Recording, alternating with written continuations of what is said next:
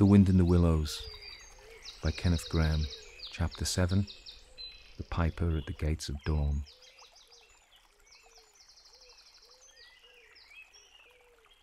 The willow wren was twittering his thin little song, hidden himself in the dark selvage of the riverbank.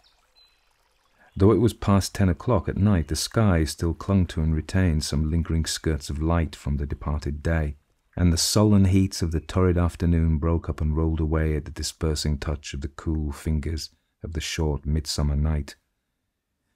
Mole lay stretched on the bank, still panting from the stress of the fierce day that had been cloudless from dawn till late sunset, and waited for his friend to return.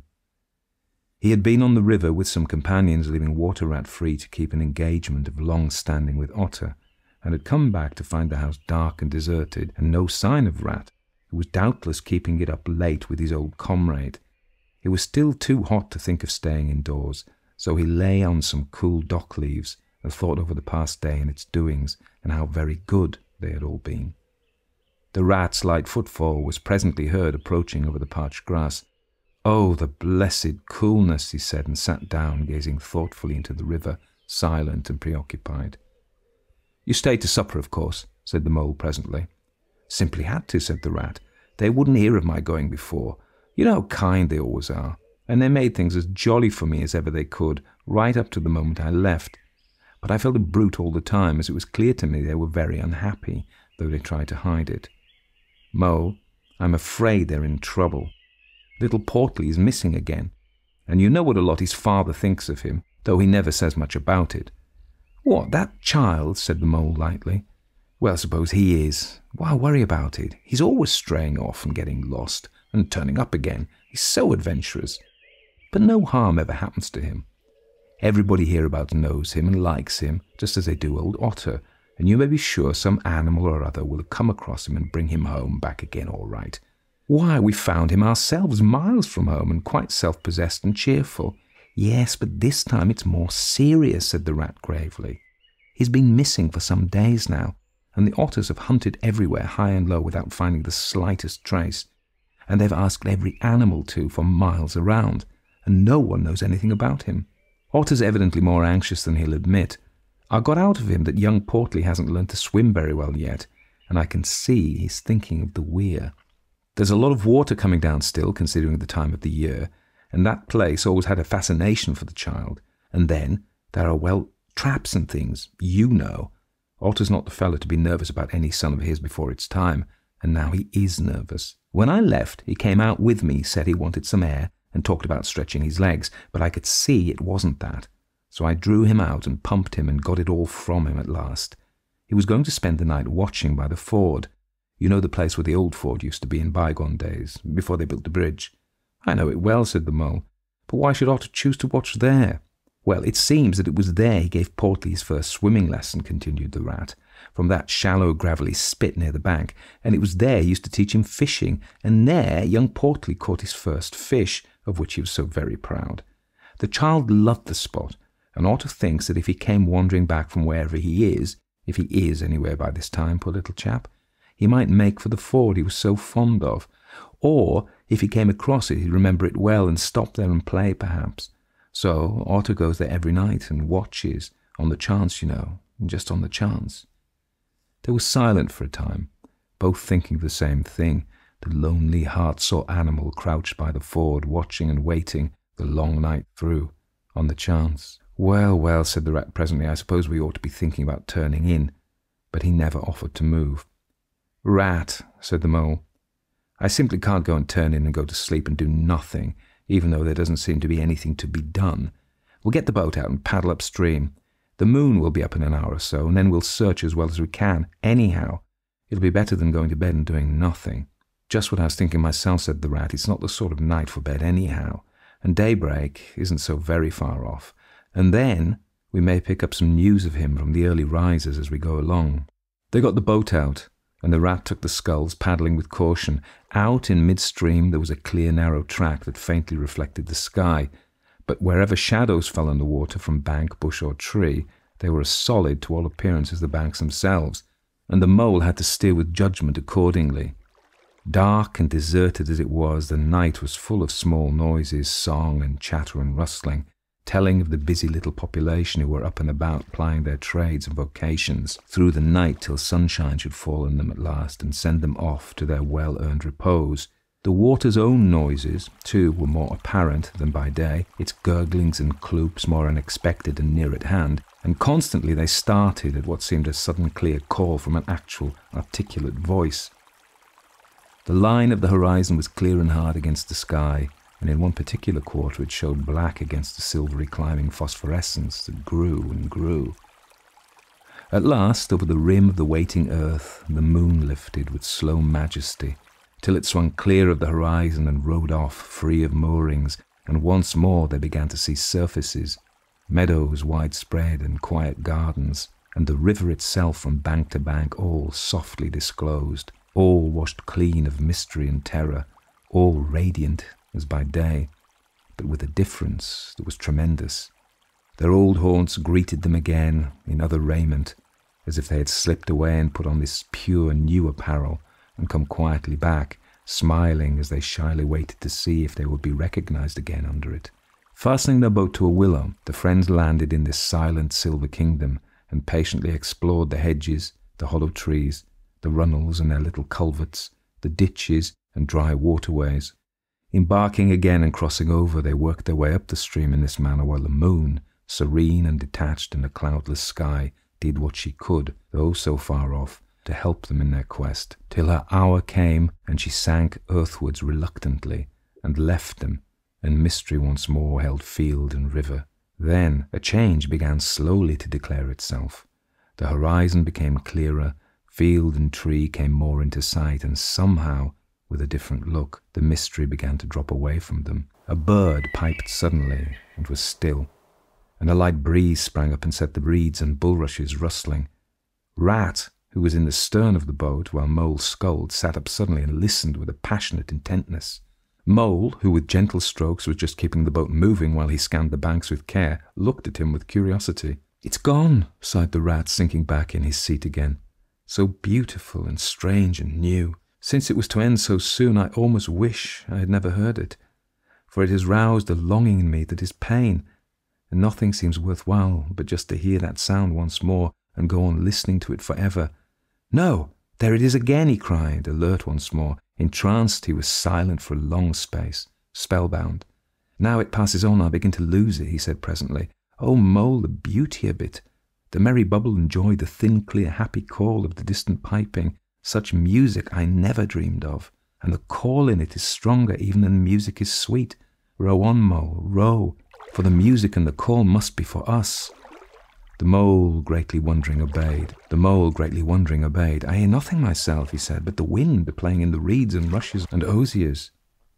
The Rat never answered, if indeed he heard. Rapt, transported, trembling, he was possessed in all his senses by this new divine thing that caught up his helpless soul and swung and dandled it, a powerless but happy infant in a strong, sustaining grasp. In silence, Mole rowed steadily, and soon they came to a point where the river divided, a long backwater branching off to one side. With a slight movement of his head, Rat, who had long dropped the rudder lines, directed the rower to take the backwater. The creeping tide of light gained, and now they could see the colour of the flowers that gemmed the water's edge. "Clearer and nearer still," cried the Rat joyously. "Now you must surely hear it. Ah, at last I see you do." Breathless and transfixed, the Mole stopped rowing as the liquid run of that glad piping broke on him like a wave, caught him up, and possessed him utterly. He saw the tears on his comrade's cheeks and bowed his head and understood. For a space they hung there, brushed by the purple loosestrife that fringed the bank. And then the clear, imperious summons that marched hand in hand with the intoxicating melody imposed its will on Mole. Mechanically, he bent to his oars again, and the light grew steadily stronger, but no birds sang as they were wont to do at the approach of dawn, and but for the heavenly music, all was marvellously still. On either side of them, as they glided onwards, the rich meadow grass seemed that morning of a freshness and a greenness unsurpassable. Never had they noticed the roses so vivid, the willow herb so riotous, the meadow sweet so odorous and pervading. Then the murmur of the approaching weir began to hold the air, and they felt a consciousness that they were nearing the end, whatever it might be, that surely awaited their expedition. A wide half-circle of foam and glinting lights and shining shoulders of green water, the great weir closed the backwater from bank to bank, troubled all the quiet surface with twirling eddies and floating foam streaks, and deadened all other sounds with its solemn and soothing rumble. In midmost of the stream, embraced in the weir's shimmering arm spread, a small island lay anchored, fringed close with willow and silver birch and alder. Reserved, shy, but full of significance, it hid whatever it might hold behind a veil, keeping it till the hour should come, and with the hour those who were called and chosen. Slowly, but with no doubt or hesitation whatever, and in something of a solemn expectancy, the two animals passed through the broken, tumultuous water and moored their boat at the flowery margin of the island. In silence they landed, and pushed through the blossom and scented herbage and undergrowth that led up to the green level ground till they stood on a little lawn of a marvellous green, set around with nature's own orchard trees, crabapple, wild cherry and sloe. "This is the place of my song dream, the place the music played to me," whispered the rat as if in a trance. "Here, in this holy place, here, if anywhere, surely we shall find him." Then suddenly the mole felt a great awe fall upon him, an awe that turned his muscles to water, bowed his head, and rooted his feet to the ground. It was no panic terror. Indeed, he felt wonderfully at peace and happy, but it was an awe that smote and held him, and without seeing, he knew it could only mean that some august presence was very, very near. With difficulty he turned to look for his friend and saw him at his side, cowed, stricken, and trembling violently. And still there was utter silence in the populous bird-haunted branches around them, and still the light grew and grew. Perhaps he would never have dared raise his eyes, but that though the piping was now hushed, the call and the summons seemed still dominant and imperious. He might not refuse, were death himself waiting to strike him instantly once he had looked with mortal eye on things rightly kept hidden. Trembling, he obeyed and raised his humble head, and then, in that utter clearness of the imminent dawn, while nature, flushed with fullness of incredible colour, seemed to hold her breath for the event, he looked in the very eyes of the friend and helper, saw the backward sweep of the curved horns gleaming in the growing daylight, saw the stern hooked nose between the kindly eyes that were looking down at them humorously, while the bearded mouth broke into a half-smile at the corners, saw the rippling muscles on the arm that lay across the broad chest, the long supple hand still holding the panpipes only just fallen away from the parted lips, saw the splendid curves of the shaggy limbs disposed in majestic ease on the sward, saw, last of all, nestling between his very hooves, sleeping soundly in entire peace and contentment, the little round, podgy, childish form of the baby otter. All this he saw for one moment, breathless and intense, vivid on the morning sky, and still, as he looked, he lived, and still, as he lived, he wondered. "Rat," he found breath to whisper, shaking. "Are you afraid?" "Afraid," murmured the rat, his eyes shining with unutterable love. "Afraid of him? Oh, never, never, and yet, oh mole, I am afraid."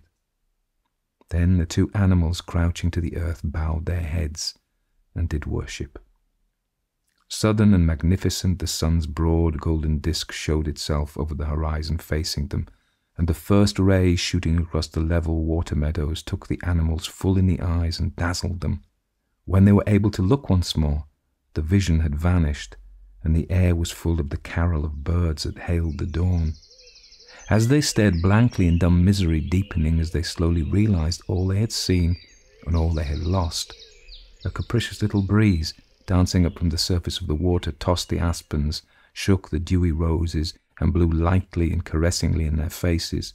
And with its soft touch came instant oblivion, for this is the last best gift that the kindly demigod is careful to bestow on those to whom he has revealed himself in their helping, the gift of forgetfulness, lest the awful remembrance should remain and grow and overshadow mirth and pleasure, and the great haunting memory should spoil all the afterlives of little animals helped out of difficulties in order that they should be happy and light-hearted as before.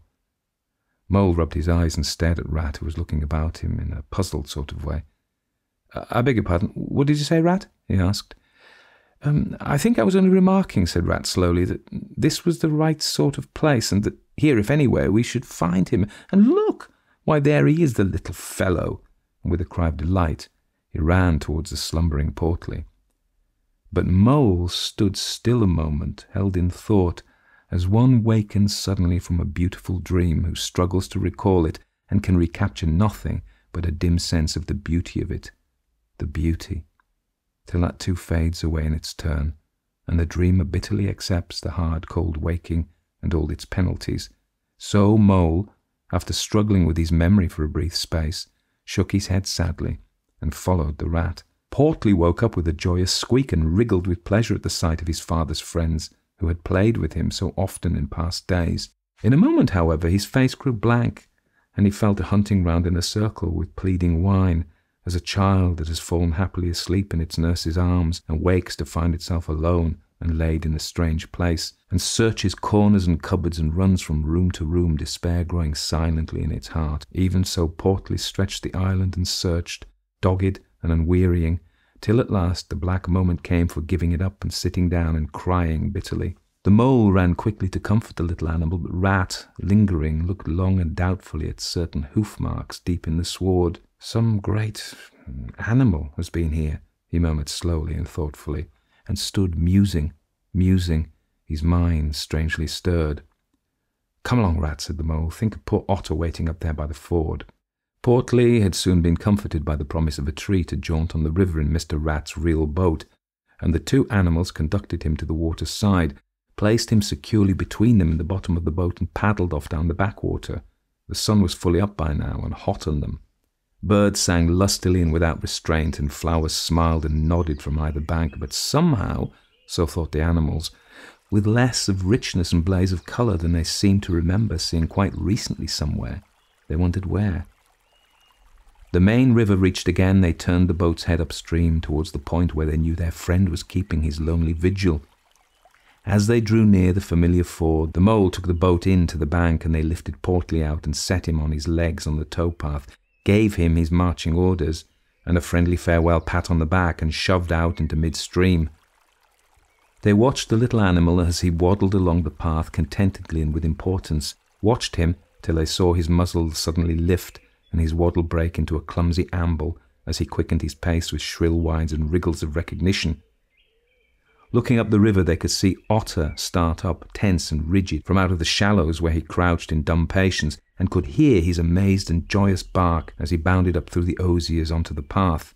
Then the Mole, with a strong pull on one oar, swung the boat around to let the full stream bear them down again, whither it would, their quest now happily ended. I feel strangely tired, Rat, said Mole, leaning wearily over his oars as the boat drifted. It's being up all night, you'll say, perhaps, but that's nothing. We do as much half the nights of the week at this time of the year. No, I feel as if I'd been through something very exciting and rather terrible, and it was just over, and yet nothing particular has happened. Or something very surprising and splendid and beautiful, murmured the Rat, leaning back and closing his eyes. I feel just as you do, Mole, simply dead tired, though not body tired. It's lucky we've got the stream with us to take us home. Isn't it jolly to feel the sun again soaking into one's bones, and hark to the wind playing in the reeds? It's like music, faraway music, said the Mole, nodding drowsily. So I was thinking, murmured the Rat, dreamful and languid. Dance music, the lilting sort that runs on without a stop, but with words in it too. It passes into words and out of them again. I catch them at intervals. Then it's dance music once more, and then nothing but the reeds' soft, thin whispering. You hear it better than I, said the Mole sadly. I can't catch the words. Let me try to give you them, said the Rat softly, his eyes still closed. Now it's turning into words again, faint but clear. Lest the oar should dwell and turn your frolic to fret, you shall look on my power at the helping hour, and then you shall forget. Now the reeds take it up. Forget, forget, they sigh, and it dies away in a rustle and a whisper. Then the voice returns. Lest limbs be reddened and rent, I spring the trap that is set. As I loose the snare, you may glimpse me there, for surely you shall forget. Row nearer, Mo, nearer the reeds. It's hard to catch, and it grows each minute fainter. Helper and healer I cheer, small waifs in the woodland wet. Strays I find in it, wounds I bind in it, bidding them all forget. Nearer, Mo, nearer. No, it's no good. The song's died away into reed talk. But what do the words mean? Asked the wondering Mole. That I do not know, said the Rat simply. I passed them on to you as they reached me. Ah, now they return again, and this time full and clear. This time at last is the real, the unmistakable thing, simple, passionate, perfect. Well, let's have it then, said the Mole, after he had waited patiently for a few minutes, half dozing in the hot sun. But no answer came. He looked and understood the silence, with a smile of much happiness on his face, and something of a listening look still lingering there. The weary Rat was fast asleep.